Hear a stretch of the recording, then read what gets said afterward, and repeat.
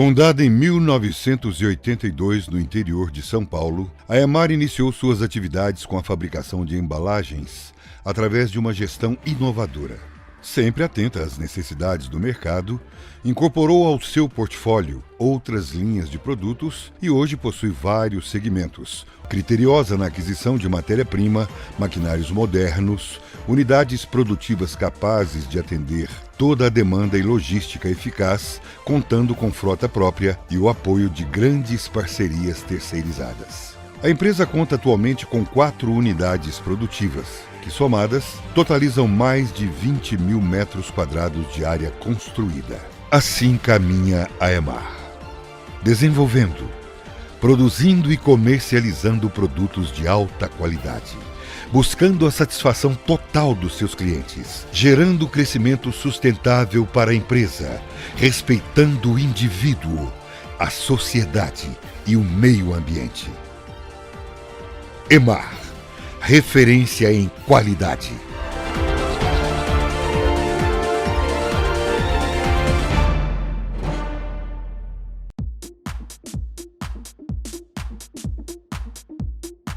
O que há de melhor em bancos de couro, couro legítimo, você encontra na Top Couros, Avenida Fernando Costa 421.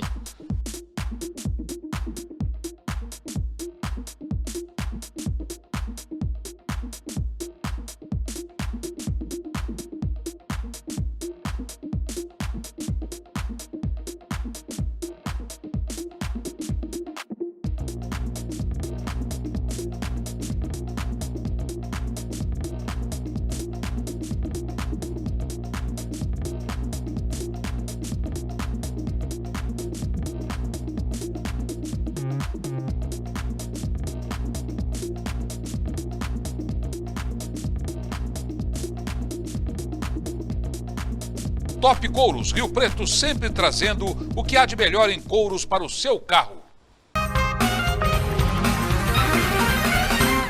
Olá você, seja muito bem-vindo a mais uma edição do programa Íris Decalaf. O programa de hoje tá bombando, gente. No Beleza e Saúde nós vamos conversar com a Thaís Batista sobre... Beleza, gente. Olha, nos dias de hoje não existe desculpa para você ficar bonita. No Tete a Tete, a Cristina Nicolás vai contar pra gente tudo o que você queria saber sobre constelação familiar. E nos debates populares, olha, a gente tem assuntos como eutanásia.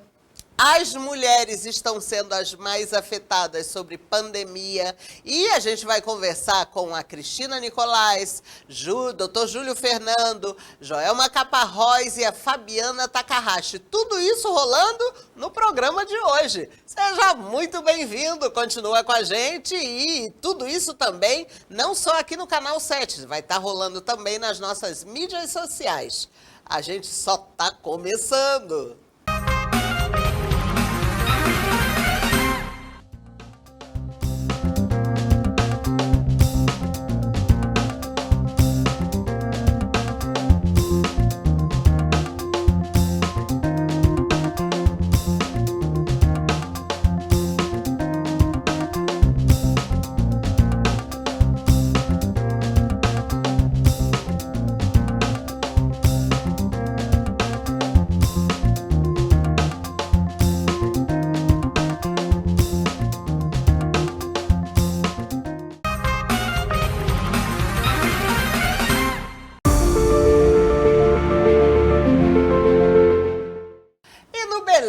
Saúde de hoje nós vamos realmente falar de beleza, gente. As mulheres, elas foram as mais afetadas pela pandemia e ela impactou os aspectos comportamentais. E as brasileiras, elas foram realmente as mais afetadas e isso é o resultado de um estudo que foi feito pela USP. Elas estão tendo sintomas de depressão, ansiedade, estresse e houve um aumento, um maior aumento do consumo de alimentos. E você sabe, né? Aumento de consumo de alimentos, consequentemente, aumento de peso. E aí, né, aumento de peso, beleza, essas coisas todas. Mas para conversar um pouquinho pouquinho mais sobre beleza, a gente trouxe uma expert em beleza. Nós trouxemos uma empresária do segmento da beleza. Nós trouxemos a Thaís Fernanda Lacerda Batista. É um prazer muito grande receber você, Thaís. Muito obrigado pela gentileza. Seja muito bem-vinda. É um prazer enorme estar aqui com você, Iris. Obrigado pelo convite. Realmente, hoje, a gente precisa enfatizar esse assunto que é a beleza, né? A beleza da mulher, porque a beleza não está só por fora, né, Iris? A beleza é o interior. Então, como você falou sobre a ansiedade, sobre a questão da depressão, né, da autoestima da mulher, isso é muito importante a gente enfatizar, que isso precisa ser cuidado, porque a nossa beleza ela está por dentro. E tudo que está por dentro reflete por fora. Então, eu gosto demais de falar sobre isso, ainda mais agora nesse cenário tão difícil que nós estamos vivendo, né, Iris? Para as mulheres realmente não deixarem essa questão de lado. Porque quando a gente se olha no espelho, quando a gente percebe que tem alguma coisa de errado, isso vai refletir por dentro em nós. E nós, consequentemente, vamos adoecendo com isso, né? Thaís, agora você precisa concordar. Por mais que a beleza venha de dentro, meu amor, um batom faz toda a diferença. Toda a diferença. Eu sempre falo para as minhas clientes lá na clínica que a gente precisa se olhar, se ver, e não só para nós, mas para o nosso companheiro que está dentro de casa, para os nossos filhos, a gente precisa ser uma referência. Que esse negócio de ficar de pijama dentro de casa não rola. De jeito nenhum, Iris. Isso daí é totalmente ultrapassado, mas às vezes vira rotina na nossa vida. Então a gente precisa realmente assim traçar um costume, né, que a gente já vinha tendo, né, de você colocar um salto, colocar uma roupa legal, um batom bacana, arrumar o seu cabelo. Se arrumar mesmo, exatamente, né? Mesmo que você não for sair. Porque isso reflete demais, né? Na nossa saúde, na nossa beleza, na nossa autoestima, enfim. Pelo menos eu dizia para minha neta, né, que a vida um batom faz toda a diferença. Você bota um batom e realmente, né, porque é a moldura, você se olha, já faz uma coisa, né? E hoje em dia eu acho que a indústria oferece muita coisa, né, Thaís? Sim, oferece muitas coisas. O nosso mercado de cosmético também no Brasil é um dos que mais cresce. A parte de clínicas de estética cresce demais. Essa parte que envolve toda a beleza tem crescido demais. O Brasil é um dos pioneiros, né, nesse sentido. E eu falo até do batom, você enfatizou bastante o batom, eu falo bastante disso porque muitas pessoas falam, mas a gente fica de máscara. Mas na grande parte do tempo a gente não fica de máscara. Então a gente, dentro de casa, ou vai fazer uma foto, uma selfie, a gente precisa estar maquiada e isso faz muita diferença.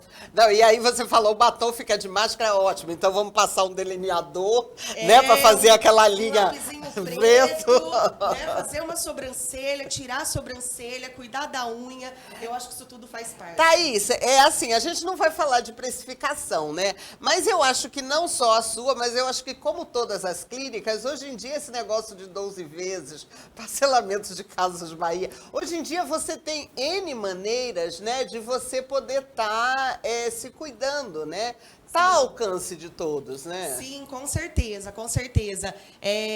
Tem muita qualidade, mesmo em produtos um pouco mais em conta, né? Hoje você não precisa usar um perfume ou uma maquiagem renomada para estar bonita, né? Tem alternativas aí no mercado para todo mundo, cabe no bolso de todo mundo, para todo mundo estar bem arrumado, viu, Iris? Não tem desculpa, não. Não tem desculpa, né? Não tem desculpa. Ô, Thaís, eu vou aproveitar que você está aqui e aí eu queria te perguntar, as pessoas estão falando no ozônio para recuperação de pessoas que foram infectadas pelo corona. Tem alguma coisa de verdade nisso? Olha, o ozônio, ele realmente tem, sim, tem algumas propriedades para poder, vamos falar assim, não na verdade, esterilizar, tá? Mas ele ajuda demais. Eu uso demais na clínica o ozônio, tá? Porque eu faço muita parte capilar, no rosto. Muitas pessoas falam que Tem muitas clínicas que deixaram o ozônio de lado por conta da umidade, mas eu já vejo por um outro lado. Eu acredito, isso daí está ainda em questão, tá, Iris? Não é uma coisa concreta, mas eu não tenho problema com isso. Eu recomendo que se use o ozônio, tá? Para ainda mais agora nesse cenário de pandemia. Pandemia, né? Sim. Eu conversei aqui, gente, com os esclarecimentos da Thaís Batista. Ela é uma empresária do ramo da beleza. E assim, Thaís, eu deixo o microfone para você dar aí algumas recomendações para os nossos, não só para os nossos telespectadores, mas para os nossos internautas.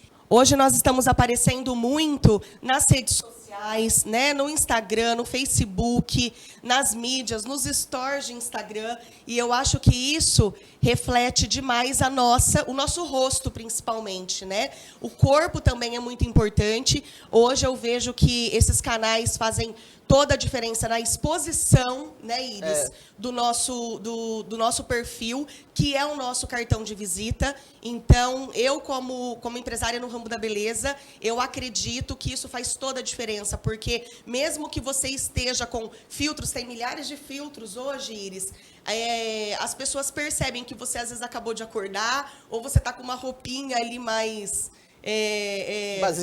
basiquinha, mais batida ali do dia a dia. A gente tem sim que se arrumar, não é porque não está saindo tanto, não é porque não está indo no shopping, passeando. Enfim, a gente precisa sim estar bem vestido, bem arrumado, para poder aparecer aí de alguma forma, nem que seja nas telinhas. Isso, é verdade, né? Eu acredito nisso. Thaís, muito obrigado pela gentileza. Eu que agradeço, obrigada novamente pelo convite, viu? Foi um prazer estar com você. O prazer foi todo nosso. Gente, esse foi o nosso Beleza e Saúde de hoje. Não sai daí não, a gente volta em seguida.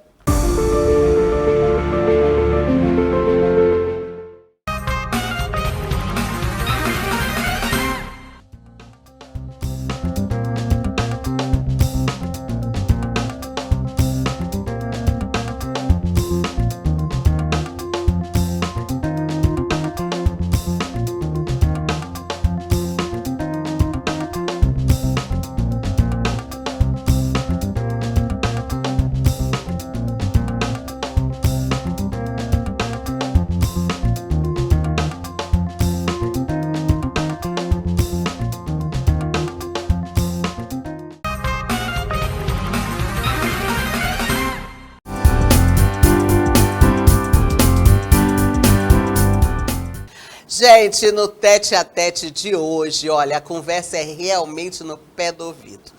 Tudo que você queria saber sobre constelação familiar, eu juro por Deus que eu vou extrair dela. Você vai sair daqui, do outro lado da telinha, sabendo tudo sobre constelação familiar. Eu tô falando dela mesma, Cristina Nicolais. Ela é hipnoterapeuta e é consteladora familiar. Muito obrigado no primeiro momento, Cristina, pela gentileza de estar aqui com a gente. Eu que agradeço muito, Iris. É um prazer e uma honra sempre estar aqui no seu programa. Cristina, vamos começar, não vamos perder tempo, porque tem muita pergunta aqui. Em primeiro lugar, por que o nome constelação? O nome constelação é uma tradução do alemão, vindo da técnica de Bert Hellinger, da qual essa tradução veio com esse significado de constelação, que no meu entendimento não é uma boa tradução. Deveria ser, no caso, assim, vamos olhar para tudo que é oculto, mas como eles não, talvez na tradução não souberam como lidar com isso, colocaram o nome de constelação, que traz algumas pessoas pensam, inclusive, que tem alguma coisa a ver com as estrelas. E não tem. Ah, tá bem. Eu, na minha cabeça, também já tinha a ver com estrela, né? Qual que é a base científica para os fenômenos que são observados nas constelações? A constelação é uma base científica comprovada. Bert Hellinger ganhou prêmio Nobel em 2004. Portanto, toda a ciência é uma comprovação já com direito a não ter nenhum tipo de contestação. É uma ciência comprovada.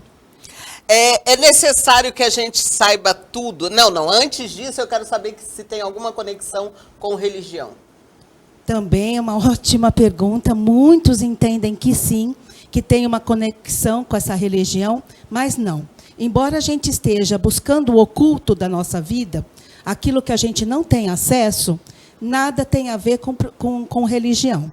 A constelação é uma ferramenta que proporciona a ir nesse oculto, ter esse conhecimento e fazer essa aceitação do passado, fazendo com que a alma se cure. É necessário que eu saiba tudo dos meus familiares, de avô, bisavô, essas coisas todas? Não. Ótimas perguntas, Iris, você está fazendo. Parabéns. Não. A constelação, quando a gente abre o campo da pessoa que vai fazer a constelação, o próprio campo nos diz quais são os sentimentos que nós devemos estar dando, conhecendo melhor, vamos dizer assim. Porque, como se trata desse oculto, nós temos que olhar esses sentimentos e saber se eles são bem-vindos nós estarmos representando. É um autoconhecimento muito grande.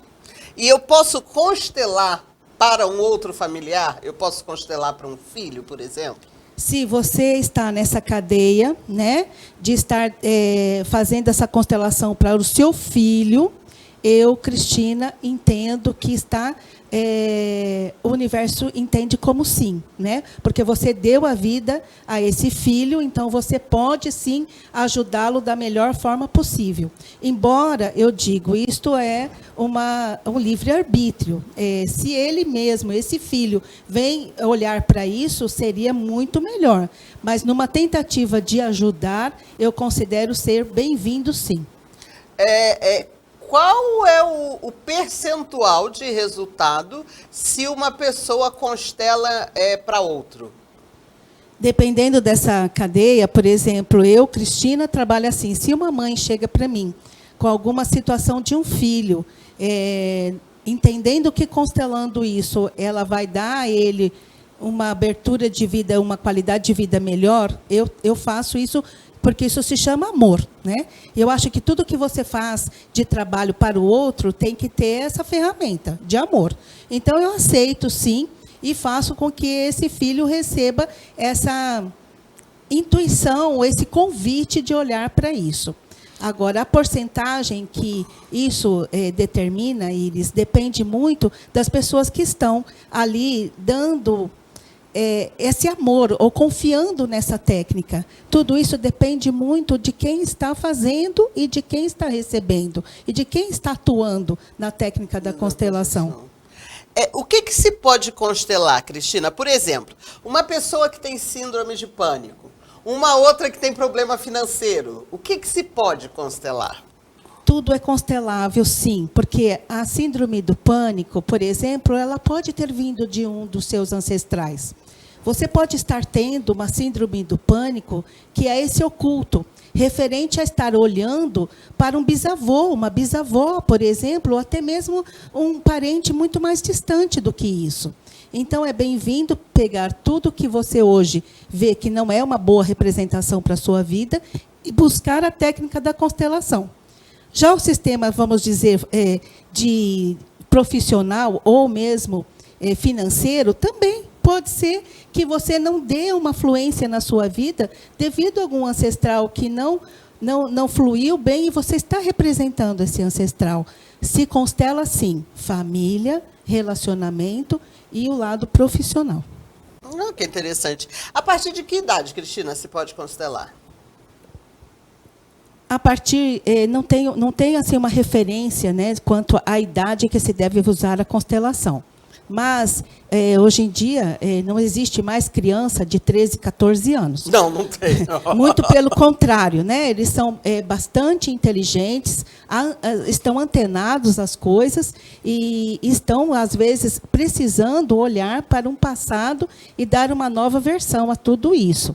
Então, vamos dizer assim, que o máximo que poderia ter, ou o mínimo, seria esses 14 anos. Mas nada impede que cada um, olhando para o seu paciente, possa fazer essa definição da idade de fazer essa ferramenta ser atuada. Uma pessoa cética consegue se beneficiar de um processo de constelação? Sim, porque se ele não está conseguindo olhar ele mesmo para esse campo, a constelação tem uma ferramenta individual e tem uma ferramenta em grupo, aonde a gente pega, vamos dizer, outros participantes que entram nesse campo e nos dizem quais são os sentimentos que nós devemos estar olhando e ajudando esse paciente. Então, mesmo ele não sendo uma pessoa que acredite na constelação, ele não vai ser ajudado. Nós usamos outras pessoas para isso. Olha, que fantástico. Até porque, pelo que eu entendo, a constelação não é uma questão religiosa, né? Então, ele não precisa ter fé. Exatamente. Não é uma questão religiosa. E outras pessoas, elas podem estar ajudando, isso também se chama amor, né? Se entra no campo sem saber o que está atuando. Por exemplo, se eu preciso de um pai, de uma mãe, de um tio, de um marido ou vice-versa, o que eu preciso? Eu não vou dizer para a pessoa que vem participar, olha, você vai ser o pai. Olha, você vai ser a mãe. Por quê? Aí eu vou estar dando uma oportunidade para essa pessoa dizer quais são os sentimentos que ela tem sobre esse campo dela, e não da pessoa que eu estou constelando. Não é direcionado nada. Não. Ela entra no campo e eu pergunto qual é o sentimento. Então, ela me diz qual é o sentimento. Então, ela dizendo, eu tenho esse sentimento de tristeza. Então, se eu sei que eu estou pedindo um pai, então eu estou vendo que tem um sentimento de tristeza com aquela pessoa que eu estou trabalhando. Então, eu vou lidar com isso. E as pessoas saem do campo sem saber quem representou. Aí vocês devem estar me perguntando, mas por que a pessoa, então, entra num campo e representa alguém que não sabe quem é? Porque o campo, ele é mágico, aquela intenção do amor acaba sendo tão grande que se a pessoa tem um problema com o pai e eu faço ela representar o pai, o problema dela acaba sendo automaticamente solucionado também. Então, pela simples forma dela fazer pelo outro, o universo acaba dando para ela o presente da solução. Você acabou de responder a pergunta que eu ia te fazer, que é rápida, que então. é o que se faz numa sessão de constelação familiar, né? Foi rápida, agora foi mais rápida que ela. Não, isso é telepatia. Isso é telepatia, você não falou dessa qualidade. Olha, Cristina... Eu disse para você que a gente entra no campo. A gente... Então, entrando no campo, é isso que acontece. Cristina, as pessoas que quiserem saber um pouco mais, entra lá no seu Instagram, é isso? www.hipnosepositiva.com.br. O Instagram, Hipnose Positiva.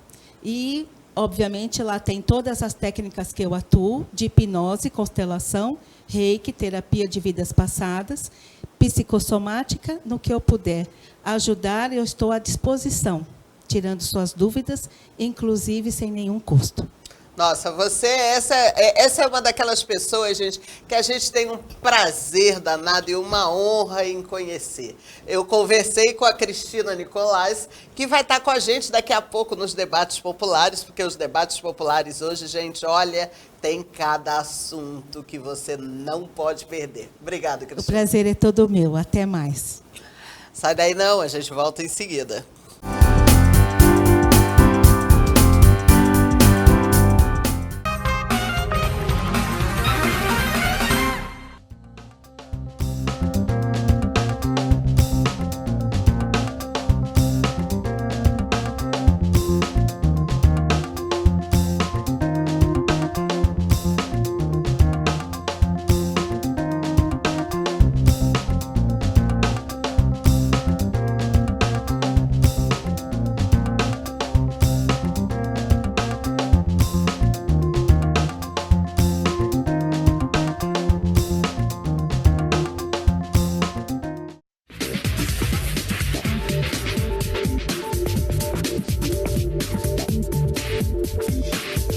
É um sistema de desinfecção de superfícies de amplo espectro e alta durabilidade que elimina bactérias gram-positivas, negativas, ácaros, fungos e vírus que provocam uma série de patologias.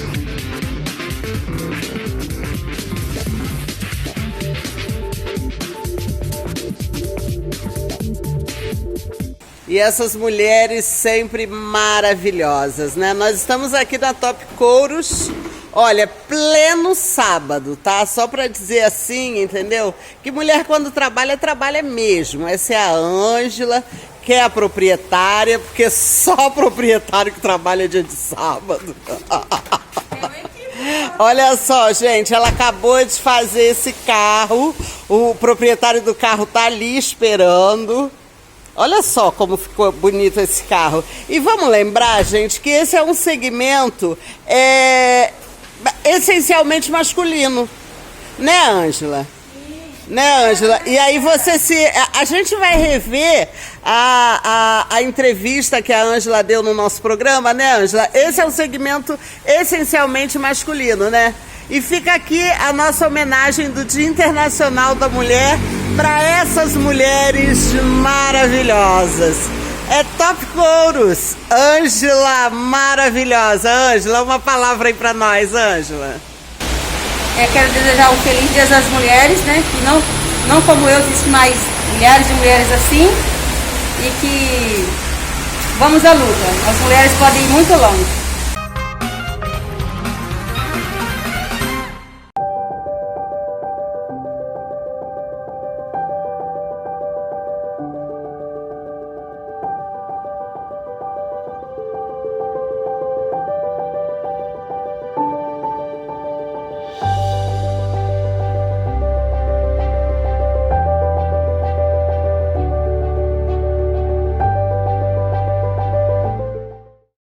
Olá pessoal, eu sou o Dr. Diogo Araújo e no Solucionando as Suas Dores de hoje nós vamos falar sobre fibromialgia. A fibromialgia é uma condição que afeta muita gente, em sua grande maioria mulheres, até por isso esse tema foi escolhido a gente está vivendo aí um mês especial comemorando o Dia das Mulheres, né, a luta das mulheres, e a fibromialgia em si, ela afeta muito mais as mulheres do que os homens. Em torno de 95% das pessoas que apresentam fibromialgia são mulheres, então é muita diferença. Antes da gente entrar no tratamento e o que a gente pode fazer para ajudar na fibromialgia, eu quero falar um pouquinho sobre o que é exatamente a fibromialgia. E daí a gente precisa tomar um pouquinho de cuidado, porque a fibromialgia ela tem muitas teorias, mas poucas confirmações. Então o que eu vou falar aqui a partir de agora são opiniões pessoais, profissionais, de quem já trabalhou e tratou muitas pessoas com fibromialgia e que tive muitos bons resultados. Vamos lá. A fibromialgia ela é um quadro sempre associado com a parte emocional. Só que dito assim, jogado, essa palavra emocional dá uma impressão de que é a pessoa que está criando essa doença, a pessoa que está criando os sintomas. E não é bem assim. Na realidade, a pessoa com fibromialgia ela sempre vai piorar em momentos da vida dela que são mais difíceis. Momentos que ela tem perdas, momentos que ela tem dificuldade financeira, estresses, enfim, momentos difíceis, momentos desafiadores, a tendência é os sintomas piorarem. A fibromialgia em si, ela normalmente é uma doença que ataca o sistema. Então, por isso que a pessoa que tem a fibromialgia, ela tem dores espalhadas pelo corpo. Ela não tem uma dor palpável muitas vezes.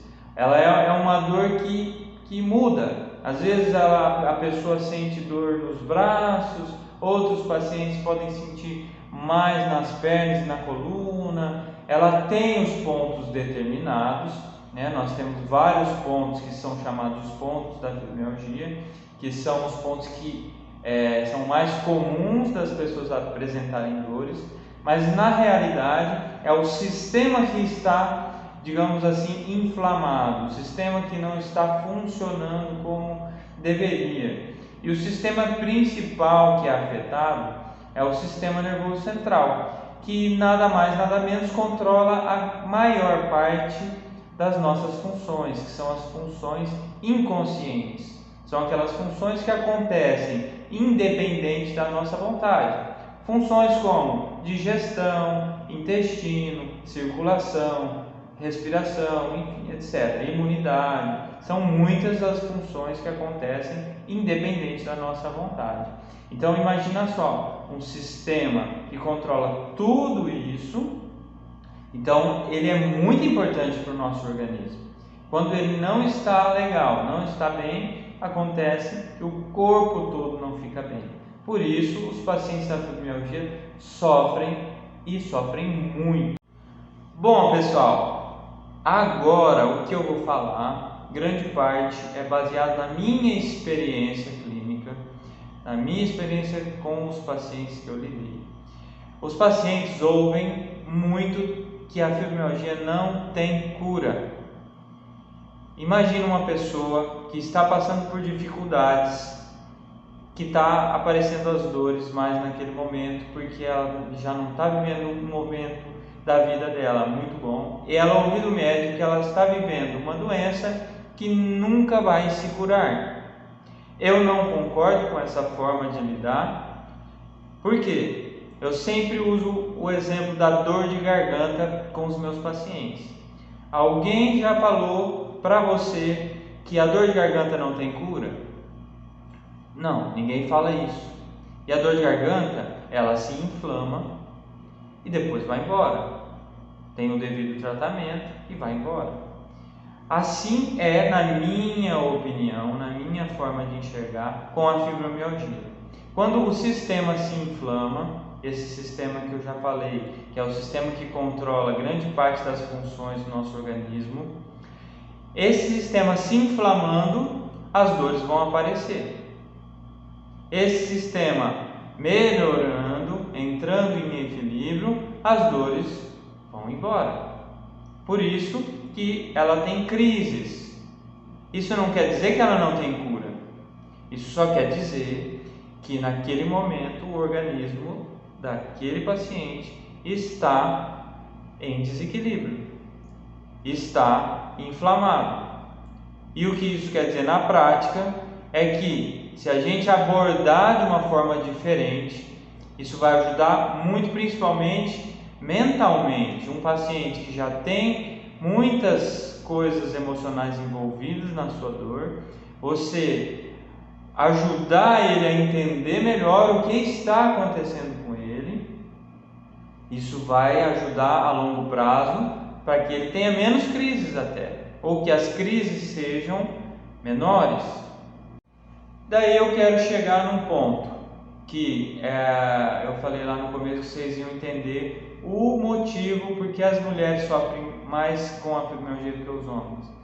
É descrito na literatura, em vários estudos, em vários materiais, que a fibromialgia tem uma tendência de aparecer em pessoas que se sentem oprimidas, pessoas que se sentem desvalorizadas, pessoas que se sentem como lixo ou como se não valessem. Então, isso faz com que o sistema não fique bem. E aí vai agregar com depressão, e aí vamos juntar com outros problemas psicológicos também, e isso vai virando algo maior do que precisaria ser. Um tratamento que ajuda e muito com pacientes de fibromialgia é a osteopatia. Por quê? Porque a osteopatia ouve o todo na hora de avaliar, ela tenta entender onde está o desequilíbrio, e ela tem técnicas como as técnicas cranianas que vão agir diretamente nesse sistema que está inflamado. Então, ela vai ajudar demais, tanto nas crises como na prevenção.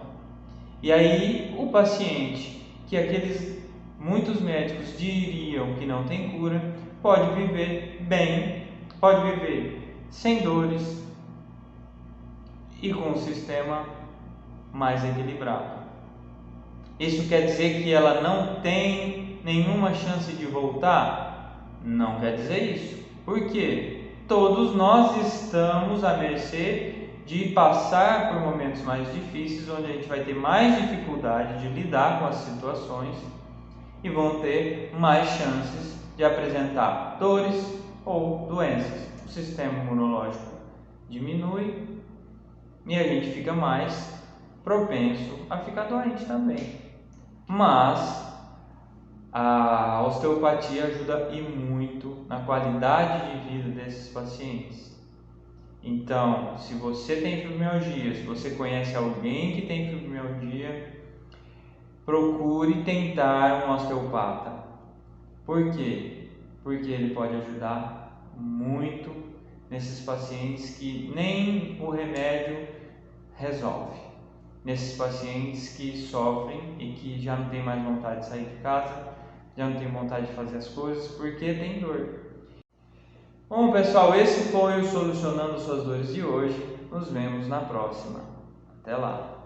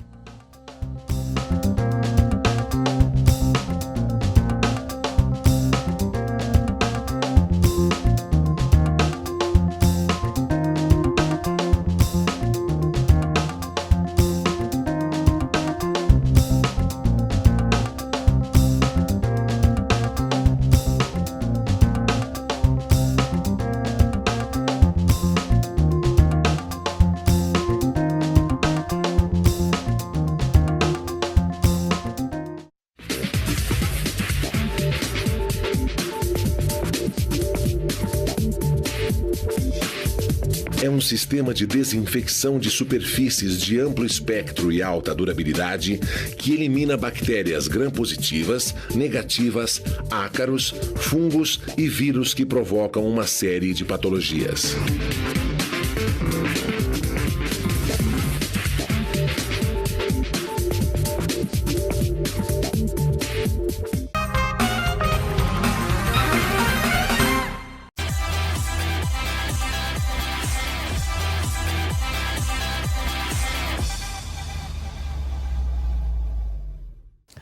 Debates populares. Esse é o quadro que é a minha menina dos olhos, porque aqui a gente agrega informação com os experts do direito, experts do lado mental, psicológico, né? E experts do dia a dia mesmo, né? Então hoje nós estamos recebendo pessoas maravilhosas que vai conversar conosco sobre a eutanásia, sobre o real significado do Dia da Mulher nos dias atuais, né? Porque você tem um parâmetro de como começou e você tem um parâmetro dos dias de hoje, né? As mulheres foram as mais prejudicadas, estão sendo as mais prejudicadas nos dias atuais, né? Com a atual pandemia, enfim. E para conversar conosco, nós estamos recebendo do meu lado direito o professor Júlio Fernando Teixeira Batista, professor, mestre, advogado, doutor. Muito bem-vindo, doutor. Obrigado, Iris. É um prazer a caminhada ao seu lado. Os temas de hoje são empolgantes. E do meu lado esquerdo, Fabiana Takahashi, a nossa fotógrafa. Bem-vinda. Obrigada, Iris. É um prazer estar aqui novamente com essa equipe maravilhosa. Ao lado dela, a psicóloga, neuropsicóloga Joelma Caparrós. Bem-vinda, Joelma. Olá, pessoal de casa. Prazer mais uma vez estar aqui. E que delícia que você tá hoje, né? Empoderado, um vozeirão, ó. E ali, para completar a nossa mesa, a Cristina Nicolás, que é hipnoterapeuta e consteladora familiar. Olá a todos de casa. É sempre um prazer estar aqui e debatendo temas tão importantes. Gente, eu quero começar, eu vou aqui abrir com um assunto que está sendo muito discutido, que é a eutanásia. E no Peru, uma menina de 44 anos, eu vou dizer uma menina porque é a idade da minha filha mais velha, então é uma menina. A Ana, ela conseguiu, né, está em vias de conseguir uma autorização para praticar a eutanásia. Ela tem uma doença degenerativa, né, autoimune, e ela está conseguindo autorização para praticar a eutanásia. Os bispos estão revoltadíssimos, né? Existe todo um movimento. E aí, a eutanásia é uma coisa legal? Eu trouxe a Cristina, porque a Cristina, inclusive, já deu um depoimento no dia, no programa do Dia da Mulher, né, que a gente fez especial. E a Cristina, ela se recuperou, ela se autocurou, ela foi desenganada pelos médicos, e aí eu penso que se ela tivesse praticado a eutanásia, ela não estaria nos dando prazer de estar aqui hoje. Não é isso, Cristina? Isso mesmo, Iris. Eu só posso dizer que entendo, sim, ao cansaço que a gente passa devido a essas doenças tão graves que às vezes nos atacam, mas se eu tivesse deixado a minha mente fluir nesse sentido, eu não estaria aqui hoje.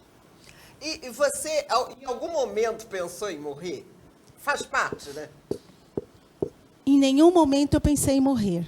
Em todos os momentos que eu estive muito doente, e impossibilitada até de ter movimentos, de andar, de me vestir, de me alimentar, eu fiquei paralisada, eu tive dores autoimunes muito fortes em todo o meu corpo.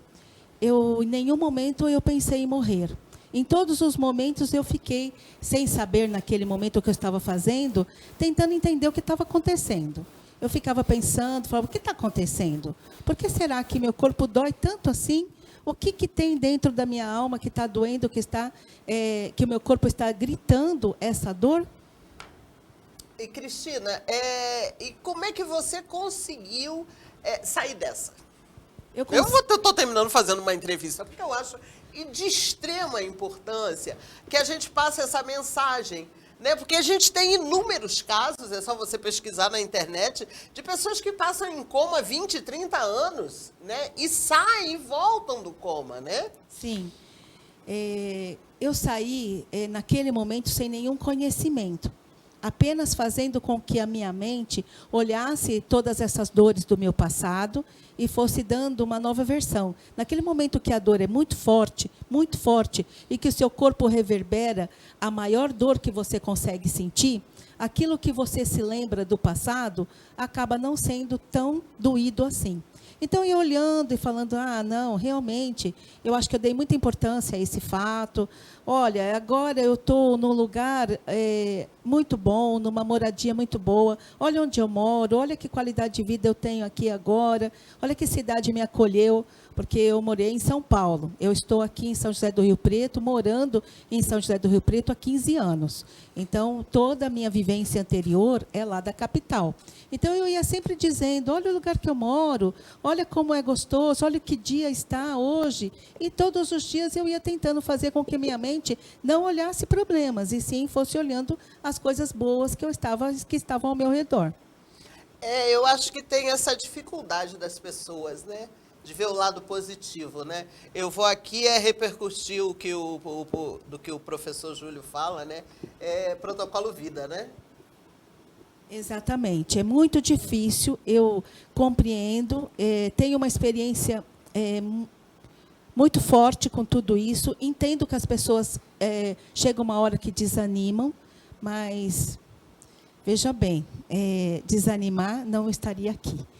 Olhar e ver uma nova versão ainda é, para mim, a melhor solução de tudo. Professor, aqui no Brasil isso não é possível, né? Não dá nem para imaginar, né? Legalmente. A eutanásia no Brasil não é autorizada, não há nenhuma possibilidade que isso seja autorizado. A vida é um bem disponível, então nós não temos legalmente nenhuma questão relativa à eutanásia. O que é muito comovente na sua história, Cristina, é que provavelmente, falando aqui na qualidade de homem, ser humano homem, e aí não contem para suas esposas, nós somos bem mais moles do que as mulheres. Conta para ninguém isso, deixa só entre a gente, tá? Tá tudo bem. Eu venho de um lugar que nós temos um protocolo de morte. Então, quando nós estamos muito doentes em razão de alguma coisa, nós abrimos esse protocolo e vem um outro profissional para cuidar das suas obrigações jurídicas. Eu sou advogado e não poderia, mesmo faltando, deixar as pessoas que me confiaram problemas na mão. Então, nós cuidamos disso. O que me chama muito a atenção na sua história é esse ressignificado das dores.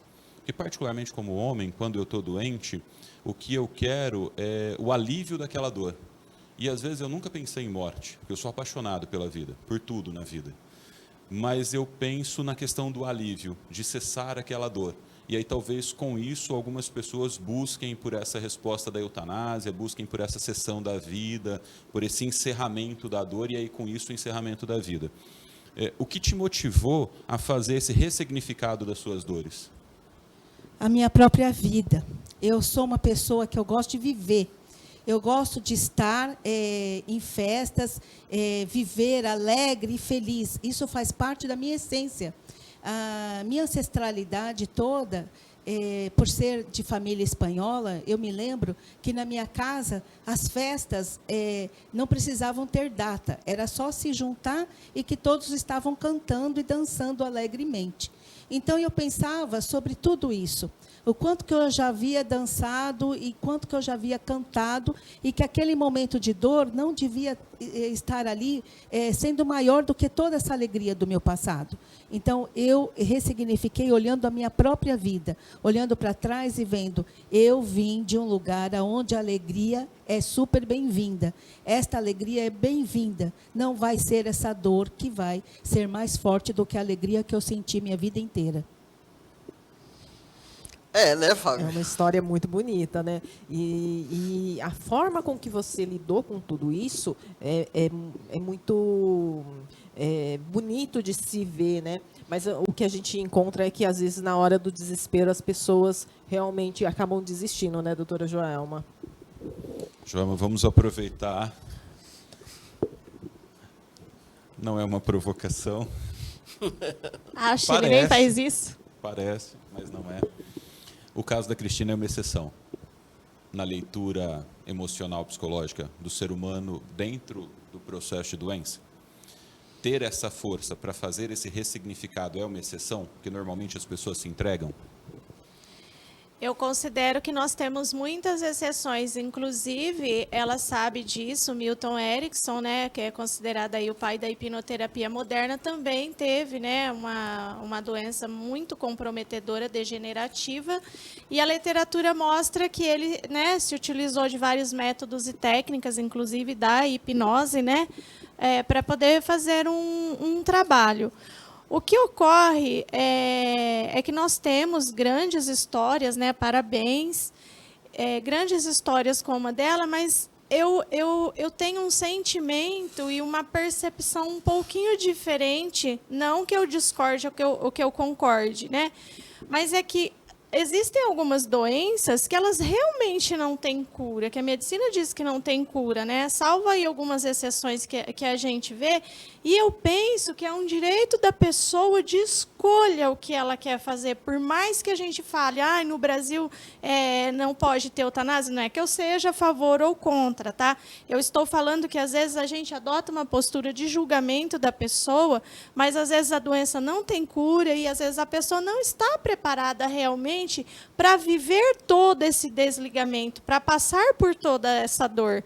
E a gente está sempre aqui do outro lado para poder entender esse contexto, né? Para poder entender a pessoa nessas dores, para poder acolhê-la, né? Que é preciso entender o que o outro quer e o que o outro sente e acolhê-lo, né? Mas como a gente fala muito em ciência, e a ciência não só como no caso da Cristina, como N casos, está aí comprovando, é só você buscar a internet, que em muitos casos, não são um nem dois, que a pessoa fica em coma por anos e volta. Então, e aí sim, aí é um atentado à vida. Então, como a gente não sabe qual é o caso específico em que a pessoa vai voltar, no caso da Cristina, ela mesmo fez o processo de autocura.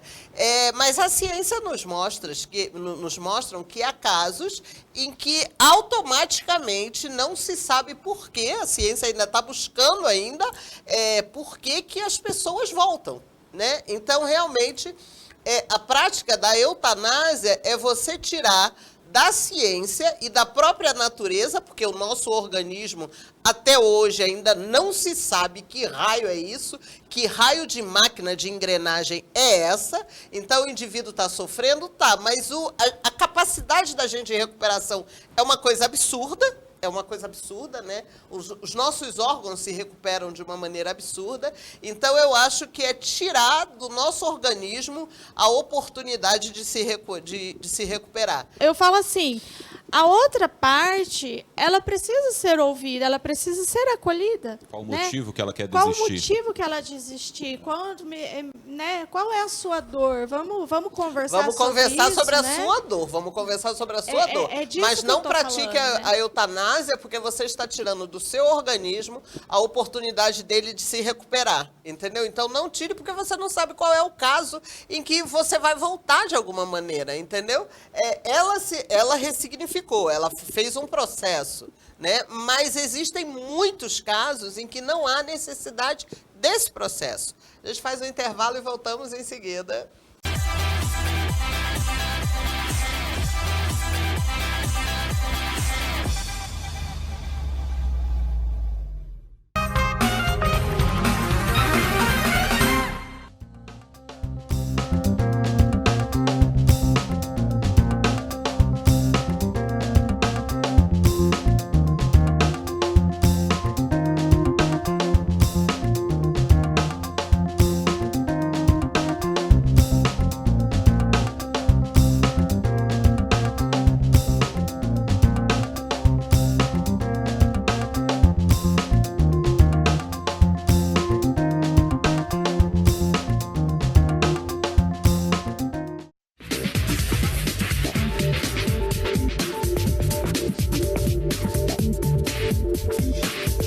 É um sistema de desinfecção de superfícies de amplo espectro e alta durabilidade que elimina bactérias gram-positivas, negativas, ácaros, fungos e vírus que provocam uma série de patologias.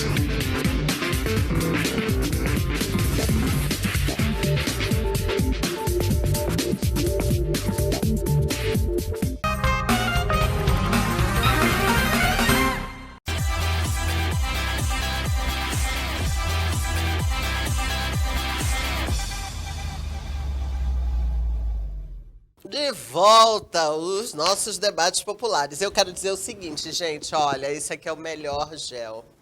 Álcool em gel que existe no mercado. A Manipular manda pra gente. Meu Deus do céu, aquela maravilhosa.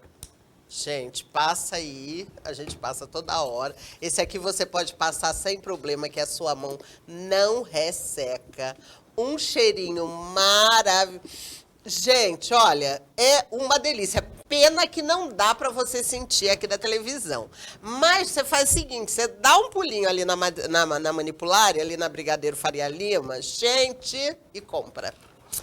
Então, voltando para cá, deixa eu dizer o seguinte para você. Eu vou botar os óculos, que você sabe que depois dos 25 o braço acaba, sabe? Você vai assim, acabou o braço, aí você faz o quê? Bota o óculos. A pandemia impactou a saúde mental. E isso é uma pesquisa que ouviu 3.000 voluntários e foi conduzida pela equipe do neuropsicólogo, colega da Joelma, Antônio de Pádua Serafim, do Instituto de Psiquiatria do Hospital das Clínicas, da Faculdade de Medicina da USP.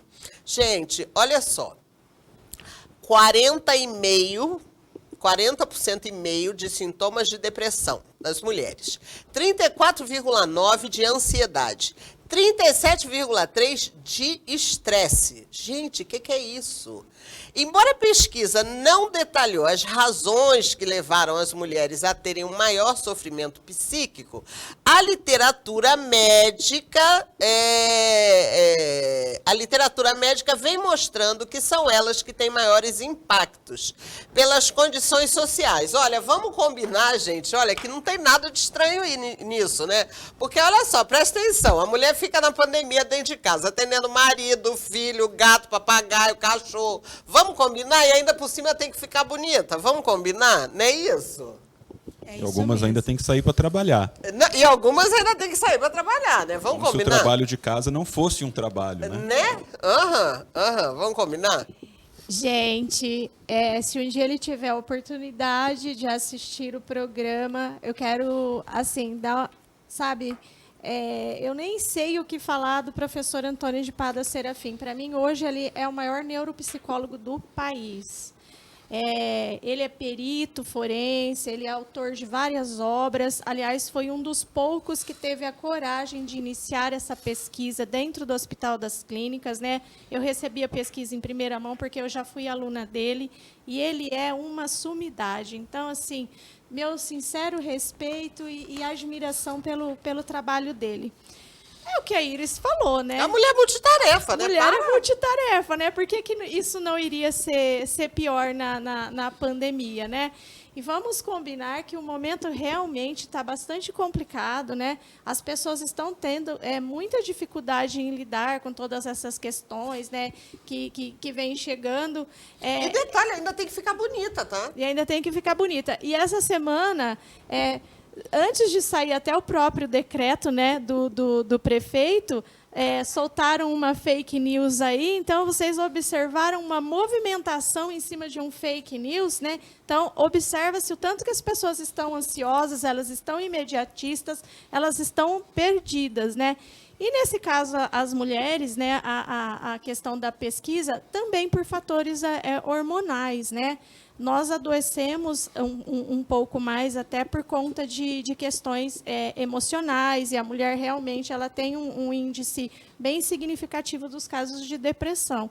Então, por que isso ia ser diferente ou se apresentar de forma diferente na pandemia, né? E como diz a Iris, ainda temos que ficar bonita, né? Não, tem que ficar bonita. A neurociência explica isso muito bem, né? Que a gente somatiza nas partes do corpo, né? Todos os problemas que a gente tem, né? Então, cada parte do corpo é responsável por uma emoção, né? Então, com certeza, a mulher vai sofrer muito mais, né? Iris, inclusive, por ela estar fazendo vários papéis, né? Sendo mãe, companheira, dona de casa, trabalhando fora, ela também pensa no seguinte: se eu ficar doente, o que vai ser dos outros? Não pode. Pode. Não posso sair desses vários papéis que eu estou atuando, porque se eu sair desse monte de papel, o que será? Então, ela se anseia muito de deixar seus familiares, as pessoas que realmente não estão fora de seus papéis ou estão ficando com os papéis um pouco mais leves e ela sobrecarregada, o que vai ser dos outros? Então, ela fica muito ansiosa, muito depressiva e fica muito doente mesmo, somatizando todo o seu organismo. Fora de cogitação, a mulher ela não tem o direito de ficar doente. Uma dona de casa não tem o direito de ficar, porque se ela ficar doente, a casa cai. Literalmente. Eu acho que, inclusive, porque você sabe que toda pandemia, ela vem para ressignificar tudo. Então, você que está aí do outro lado, vamos entender, vamos ressignificar a pandemia? Vamos tentar entender que nós estamos num processo de transformação. Então, se você não parar para transformar alguma coisa na sua vida, realmente a pandemia vai afetar você negativamente. Tá certo? Agora, se você começar a ressignificar, o que é ressignificar a pandemia? O que você pode transformar de verdade? Então, você está indo para a balada, você está aglomerando, desculpa, meu amor, com certeza vai acontecer alguma coisa contigo. né? Porque não é isso. A gente tem que realmente ressignificar. Então, vamos ressignificar. Então, os maridos, por gentileza, mãos à obra! O marido da Fabiana, esse rapaz é um espetáculo. Em casa eu não posso reclamar, não, viu? Não, gente, o marido da Fabiana é um símbolo, é um marido que toda mulher quer ter. O Akira... Faz propaganda, não, o Akira... Eu já perguntei pra Fabiana, inclusive, se ele não tem irmão. O marido da Fabiana é o marido que toda mulher quer ter. Vamos ressignificar, vocês, marido, olha, sabe, para com essa história de ficar sentado, sabe? Vamos arregaçar as mangas e vamos fazer a coisa no duo mesmo, né, professor? É importante que a gente cuide de quem está ao nosso lado, né? Nós passamos um bom tempo olhando... Que frase bonita. Ai, que bonitinho. Como que você é como marido, a gente quer conversar com Eu faço. Eu tento fazer todas as obrigações, principalmente porque nós temos duas casas, né? Então eu sou obrigado a fazer de tudo também. Mas fora das questões obrigacionais, eu acho que é importante você cuidar de quem está do seu lado e... A palavra suportar nas brincadeiras que os meninos usam quando se trata da esposa, da namorada. Eu sou muito feliz com a minha companhia. E quando eu consigo entender esse processo, a minha companhia pode também deixar o outro muito feliz. Se você está só atrapalhando a vida do outro, não consegue dividir com ela as tarefas, não consegue acrescentar, porque essa história de duas metades se completam, me perdoa, isso é bonito só na música. Só na música. Ou você é inteiro e acrescenta alguma coisa em alguém, ou você provavelmente está atrapalhando a vida da outra pessoa. Então, cuide de quem está do seu lado. Pare de querer cuidar do mundo e cuide da sua parceira, cuide dos seus filhos, cuide da sua família, preferencialmente dentro de casa. É porque realmente essa história de metade, né, meu amor? Desculpa. Se você é metade, você não está servindo para ninguém. Vai se formatar inteiro. Quando você se formatar inteiro, aí você sai para procurar, né? Para, né? E eu gosto de falar assim, mesmo a gente estando em casa, nós mulheres, a gente também precisa de um tempinho para a gente. Então, às vezes é aquela questão de vou tirar meia horinha para me cuidar. Isso é necessário também, né? E faz a diferença na nossa vida. Olha, gente, tem uma coisa que eu acho assim fundamental. Você acorda e fica pronto. Quer você acordar, fazer a sua higiene e ficar pronto. Sabe, porque você acordar e ficar de pijama convida a procrastinar. Sabe? Convida tudo que é de ruim. Agora você acorda, bota um batom, né? Eu, no caso, tenho que passar colírio, né? O pterígio aqui, o olho fica vermelho, tem que acordar, passar um colírio, passa batom, passa um lápis, penteia o cabelo, bota uma roupinha esporte básica e pronto, você está pronto. Tudo pode acontecer naquele dia. Se você precisar de sair, você sai, uma caminhada, você sai. Se você precisar de receber alguém, você recebe, entendeu? Agora você acorda e fica de pijama, para, né? Ou seja, você já dá um astral na vida, né? Com certeza, inclusive faz parte de uma das dicas aí para quem está trabalhando em casa. Não é porque você está em casa que você vai ficar com seu pijama, né? Precisa se estabelecer e manter a sua rotina como se você estivesse indo trabalhar. Então, levantar, ficar bonito, né? Cuidar do cabelo, cuidar de si, e se arrumar realmente aí para ir para o home office como se fosse trabalhar. Isso faz toda a diferença na produtividade, né? Não tem Eu não vivo sem perfume, né? Então é assim, né? Se algum dia você quiser me presentear, por favor, perfume e eu uso, né, o La Vie est Belle, né? Que é a essência, né? Ele é a base da íris, né? É a base da íris, né? A flor dele é íris, né? Então é assim, olha, acordo, fiz a minha higiene, perfume, né? Então você já sente o perfume. Ai, a vida já é outra, né?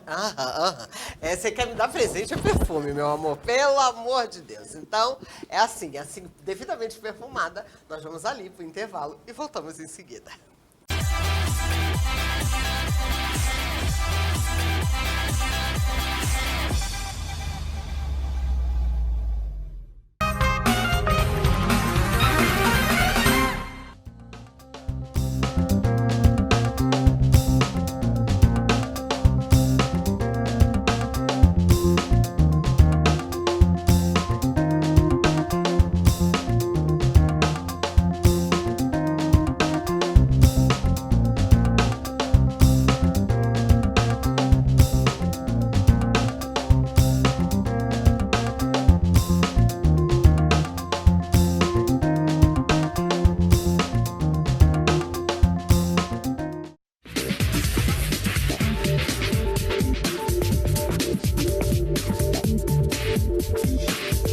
é um sistema de desinfecção de superfícies de amplo espectro e alta durabilidade que elimina bactérias gram-positivas, negativas, ácaros, fungos e vírus que provocam uma série de patologias.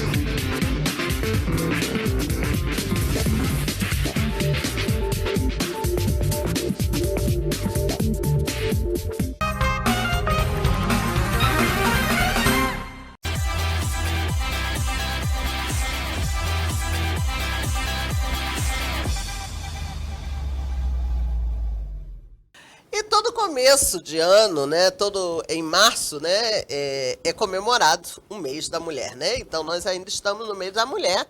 Então marchas, mobilizações em todas as partes repercutem os anseios da população feminina, que aqui no Brasil é a maioria. São 51% de mulheres chefes de lares que administram finanças, empreendem mais, têm mais poder de consumo, enfim. O empoderamento feminino é uma realidade. E neste contexto, eu pergunto à minha bancada, qual que é o real significado do Dia da Mulher nos dias de hoje? Qual que é o real significado hoje? Quem levanta essa bola primeiro? O menininho da bancada, a gente quer escutar. Eu acho que esse marco do Dia da Mulher, ele vem por uma questão histórico-cultural e ele não representa mais a mulher de hoje. Ela deveria, na minha opinião, ser valorizada todos os dias, e não é porque eu estou entre as mulheres que eu falo isso, é uma bandeira que eu defendo, inclusive, com os meus clientes. Vocês que estão me ouvindo, me conhecem, sabem disso. Eu tenho a benéfice de algumas esposas só deixarem os maridos fazerem algumas coisas ou alguns eventos se eu participar. Então, os meus queridos clientes sabem disso. Não vou dar o nome de ninguém para não constrangê-los, mas eu acredito e venho tentando tratar isso com o tempo, que a mulher deveria, na minha opinião, deve ser valorizada todos os dias. A importância dela econômica, profissional, eu não vou falar da importância dela familiar, porque sem mulher não tem família, não tem a questão da cuidadora, a pessoa que te mantém em pé, que te auxilia, que quando você fraqueja, ela está do seu lado. Por mais que você se esqueça, não dando a ela os cuidados que ela de fato merece, mas ela que acompanhou você pela vida profissional, pela vida pessoal, ela que esteve ao seu lado nos seus problemas, ela que provavelmente levantou de todas as suas crises. Seria bom, nós homens, começarmos a fazermos coisas diferentes na direção da mulher para que os resultados aconteçam de forma diferente. Não dá para você não fazer nada de bom na direção dela e esperar chegar em casa e ela está de baby doll te esperando. Não tem como, ela não teve tempo para isso.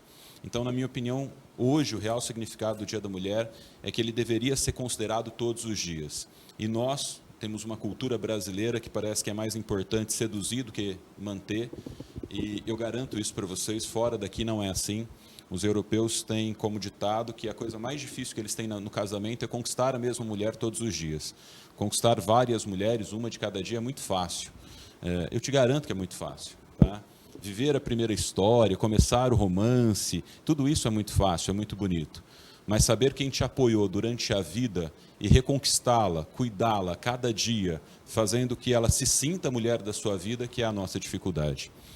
Na minha opinião, o Dia da Mulher deveria ser todos os dias e nós, homens, deveríamos cuidar um pouco melhor delas.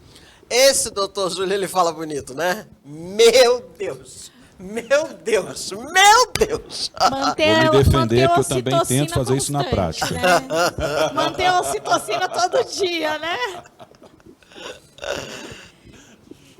Olha, eu penso que a gente está criando, né, um espaço realmente todos os dias, diariamente, que antes era voltado totalmente para o masculino. E todas essas manifestações, as manifestações históricas, elas vêm fomentando isso, né?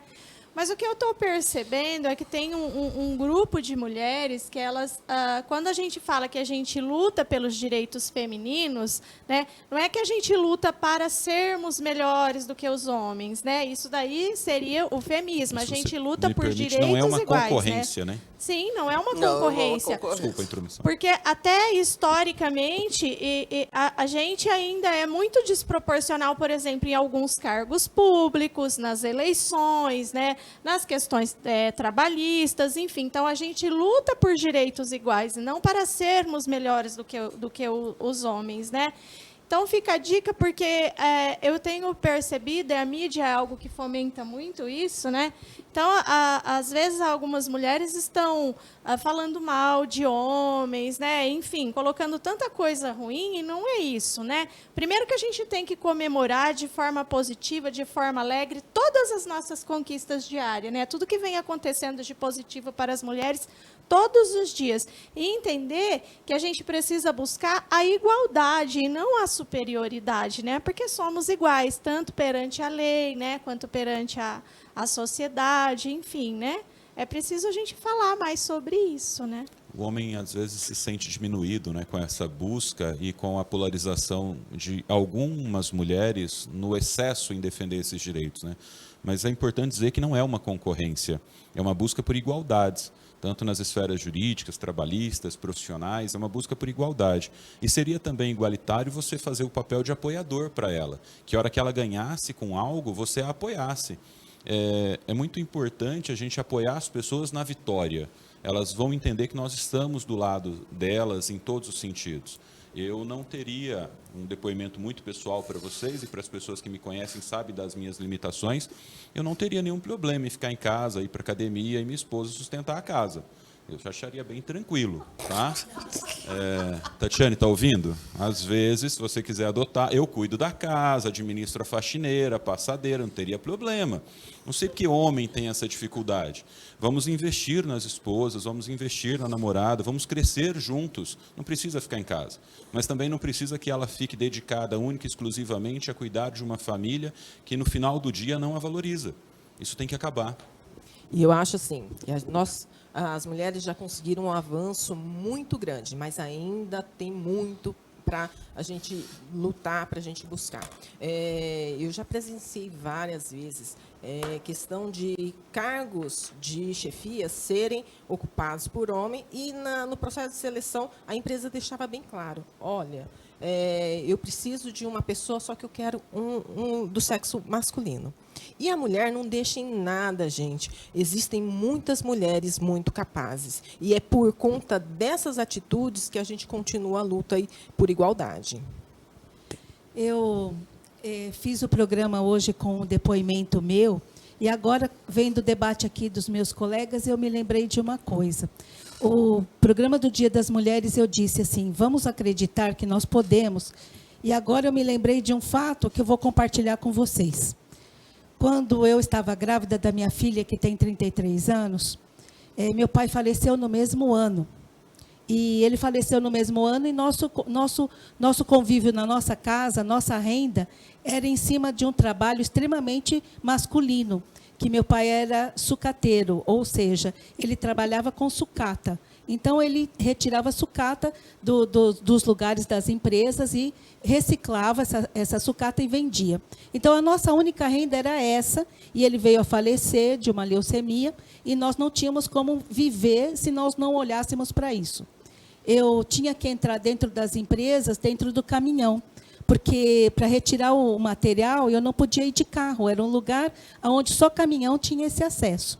Então, como isso era minha renda, eu ia de carro até o lugar.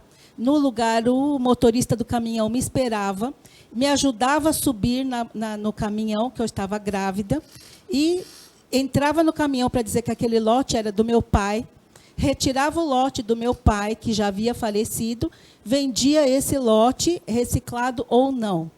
Agora, então, eu fiquei pensando, bom, eu realmente disse o que eu acredito.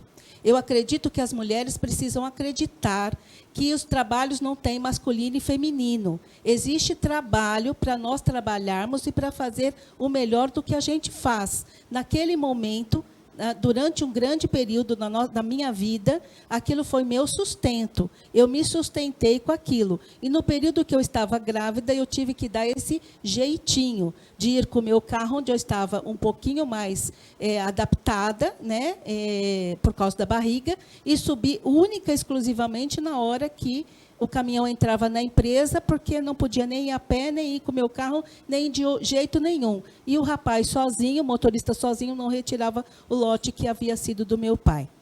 Então, vamos de novo, nós mulheres, né, depois dessas palavras do doutor, depois de tudo isso, acreditar que nós somos seres humanos e não em competição. Nós somos capazes de fazer tudo aquilo que nós temos que fazer e fazemos sempre muito bem feito. Acreditem, mais uma vez, que Dia das Mulheres não existe. Existe a mulher vivendo a sua vida dignamente sempre. Obrigado por compartilhar, né, mais um pedacinho da sua história com a gente, né? E eu espero, com certeza, essa história também vai servir de inspiração, né? Mulheres que inspiram. Cristina Nicolás. Gente, olha, a Márcia já me avisou ali que a gente com certeza já estourou o tempo, então eu deixo os microfones para vocês se despedirem. Joelma? Gente, muito obrigada mais uma vez pelo carinho. Obrigada, Iris, como sempre, a todos os meus amigos da bancada, a todos vocês aí que faz essa mágica toda acontecer. E não esquece de seguir a gente lá no YouTube, no Instagram e... no Spotify. No Spotify, que eu nunca lembro esse nome, tá? Spotify. Beijinhos de luz, Podcast. Deus abençoe todos vocês de casa. Fabiana? Obrigada pela oportunidade de estar aqui e um beijo para todos. Mais uma vez, obrigada a todos vocês que aí estão nos escutando. Eu espero que os debates de hoje e o programa possa ter tocado em alguma mudança para qualquer um de vocês aí, tá bom? Amém. Júlio? Cuide de quem está perto. Cuide de quem está perto. Essa pessoa divide com você a vida, as obrigações, ela não é sua concorrente, e quanto você mais apoiá-la a crescer, melhor você será. Um abraço. Gente, muito obrigado pela sua companhia. Eu quero sempre lembrar que sempre há tempo para você fazer uma boa ação. E uma boa ação não é uma doação de uma cesta básica. Uma boa ação é um sorriso, é um acolhimento, é você pensar e olhar para o outro. E aí eu te pergunto, você já fez a sua boa ação hoje? Ainda dá tempo. Sabe por quê? Quem não vive para servir, não serve para viver. Obrigado pela sua companhia. Até semana que vem. Tchau.